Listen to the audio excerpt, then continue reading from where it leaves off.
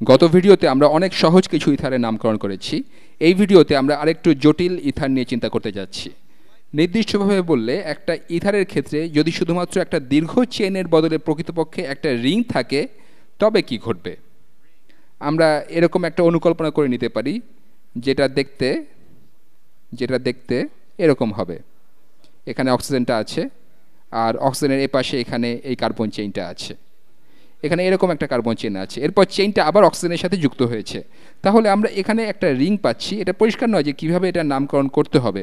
আপনি শুধুমাত্র এই পাশটা দেখে এটাকে মিথাইল বলতে পারেন না, এরপর অন্য পাশটাকেও একইভাবে কিছু বলতে পারেন না। এটা আসলে একই পাশ, এটা নিজের সাথেই আবার যুক্ত হয়েছে। আপনি কিভাবে এই ধরনের ইথারের নামকরণ করবেন? আপনি প্রথমেই যা করবেন তা হলো আপনি এটাকে নাম্বারিং করবেন। আপনি দীর্ঘতম কার্বন চেইনটাতে নাম্বারিং করবেন। অ্যালকেনের ক্ষেত্রে সবসময় আমরা যেমনটা করেছি, আমরা এখান থেকে নাম্বারিং শুরু করতে পারি 1 2 3 4। এখন আমরা যদি এটাকে শুধুমাত্র কার্বন চেইন হিসেবে চিন্তা করি, আমরা জানি যে এটা 1 কার্বন হলে প্রেফিক্স হবে মেথ, 2 হলে এথ, 3 এর জন্য প্রপ, আর 4 এর জন্য বিউট। এটা যদি শুধুমাত্র কার্বন চেইন হতো তবে আমরা এটাকে বিউটেন বলতাম। আমরা যদি শুধুমাত্র এখানকার এই কার্বন চেইনটার দিকে তাকাতাম, এখানকার এই কার্বন চেইনটার দিকে, তাহলে আমরা এটাকে বিউটেন বলতাম, তখন এটাকে আমরা বলতাম বিউটেন। কিন্তু এটা স্পষ্ট যে এটা বিউটেন নয়। এখানে একটা অক্সিজেন আছে যেটা বিউটেনের 1 আর 4 নম্বর কার্বনের সাথে বন্ধনে আবদ্ধ আছে।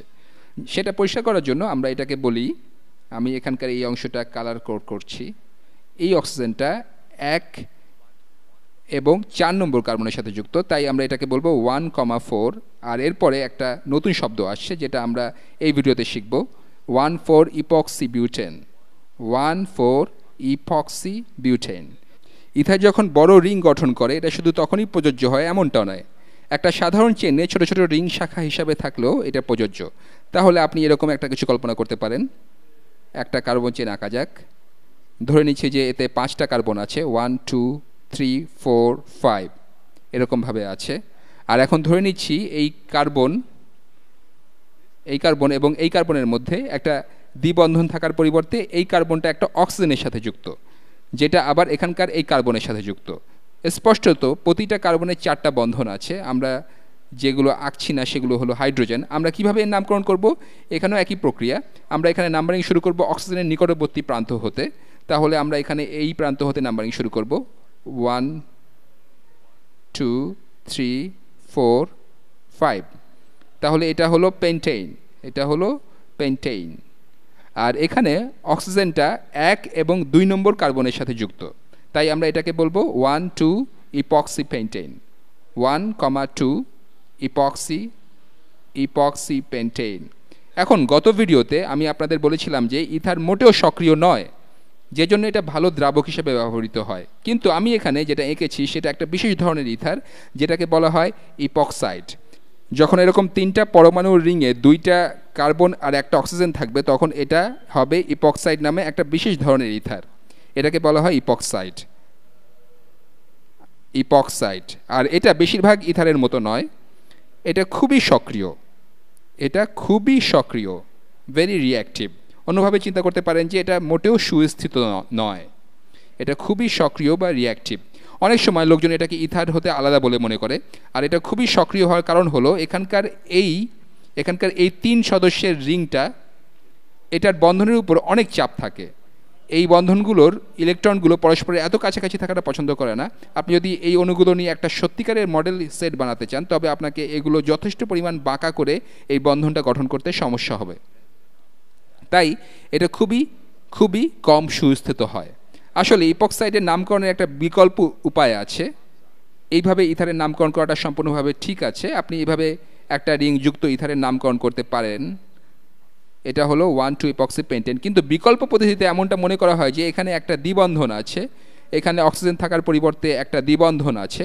এখানে যদি একটা দ্বিবন্ধন থাকে তবে এখানকার এই জিনিসটাকে বলা হবে, আপনি কিভাবে এটা নামকরণ করতে চান তার উপর নির্ভর করে এটাকে বলা হবে 1 পেন্টিন। এটা হতো যদি এখানে অক্সিজেন না থাকে বরং একটা দ্বিবন্ধন থাকতো। 1 পেন্টিন দেখতে এরকম হবে।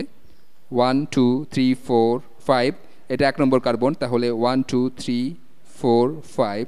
তাহলে 1 পেন্টিন দেখতে এরকম হবে। আমরা অনেক অনেক আগের কোনো ভিডিওতে এটা শিখেছিলাম। অনেক সময় এটাকে বলা হয় পেন্ট ওয়ান ইন। এটা নির্ভর করে কনভেনশনের উপর, তবে এটা অনেক কমন নাম। কিন্তু এখানে এই দ্বিবন্ধনের পরিবর্তে অক্সিজেন আছে, এখানে দ্বিবন্ধনের পরিবর্তে অক্সিজেন আছে, তাই এটাকে শুধুমাত্র ওয়ান পেন্টিন বলার পরিবর্তে আমরা এটাকে বলবো ওয়ান পেন্টিন অক্সাইড। আমরা এটাকে one pentene oxide, one pentene oxide, ঠিক এরকম। এটা দুইটাই আসলে একই অণুর নাম। এখান থেকে পরিষ্কার বোঝা যায় যে এটা একটা ইপক্সাইড। এটা বিশেষ ধরনের একটা ইথার যেটা অনেক বেশি সক্রিয়। এইভাবে আসলে যে কোনো ধরনের সিক্লিক বা সাইক্লিক ইথারের নামকরণ সাধারণভাবে করা হয়। এই বিষয়টা পরিষ্কার করার জন্য আরেকটা নামকরণ করা যাক। এবার একটা সাইকেল আঁকা যাক যেটা আরেকটা সাইকেল থেকে শাখা হিসেবে বেরিয়ে আছে। একটা ইপক্সাইড নেওয়া যাক যেটা আরেকটা রিং হতে বের হয়েছে, যাতে একটা বিষয় পরিষ্কার বোঝা যায়। এগুলোর নামকরণ খুব একটা কঠিন নয়, কিন্তু প্রথমবার এটা দেখে কিছুটা ভীতিকর মনে হতে পারে। ধরে নেওয়া যাক যে এখানে একটা সাইক্লোহেক্সেন রিং আছে, তাহলে এটা সাইক্লোহেক্সেন। ধরে নিচ্ছি এখান থেকে একটা ইপক্সি শাখা হিসেবে বের হচ্ছে এরকমভাবে, এভাবে একটা ইপক্সি গ্রুপ আছে। আমরা যদি এটা পরিষ্কার করতে চাই যে এটা একটা ইপক্সাইড, তাহলে আমাদের প্রথমে এরকম মনে করতে হবে যে এটা শুধুমাত্র একটা দ্বিবন্ধন। এটা যদি শুধুমাত্র একটা দ্বিবন্ধন হয় তবে এটা হবে সাইক্লোহেক্সিন, এটা হবে সাইক্লোহেক্সিন, সাইক্লোহেক্সইন। এখানে যদি অক্সিজেন থাকার পরিবর্তে একটা দ্বিবন্ধন থাকতো তবে এরকম হতো। এখানে আপনাকে দ্বিবন্ধনের অবস্থান বলতে হবে না, কারণ সাইক্লোহেক্সিনে একটাই দ্বিবন্ধন আছে। দ্বিবন্ধনটা যে কোনোখানেই থাকতে পারে, সব ক্ষেত্রে এটা একই অণু হবে। কিন্তু এখানে যেহেতু দ্বিবন্ধনের পরিবর্তে অক্সিজেন আছে আর সেটা এই দুইটা কার্বনের সাথে যুক্ত, তাই আমরা এটাকে বলি সাইক্লোহেক্সিন অক্সাইড, সাইক্লোহেক্সিন অক্সাইড। এখানকার এই অংশটার জন্য এর নাম হচ্ছে সাইক্লোহেক্সিন অক্সাইড। অথবা আপনি যদি এটাকে একটা প্রচলিত ইথারের মতো নামকরণ করতে চান, তাহলে আমরা এরকম নামকরণ করব। আমরা এর নামকরণ করব সাইক্লোহেক্সেইন, সাইক্লোহেক্সেইন।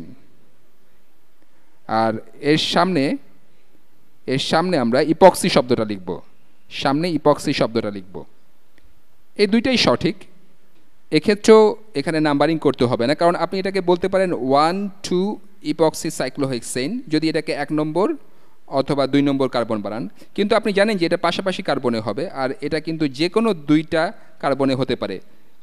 এটা 3 এবং 4 নম্বর কার্বনে হলেও এটা একই অণু হবে। এটাই আসলে পরিষ্কারভাবে বোঝায় যে অণুটার গাঠনিক সংকেতটা কী হবে। যাই হোক, আমি ভেবেছিলাম যে এটা আপনাদের ভালো লাগবে। আমি আপনাদের বলেছিলাম যে ইপক্সাইড অনেক সক্রিয়। পরের ভিডিওতে আমি আপনাদেরকে ইপক্সাইডের একটা বিক্রিয়া দেখাবো।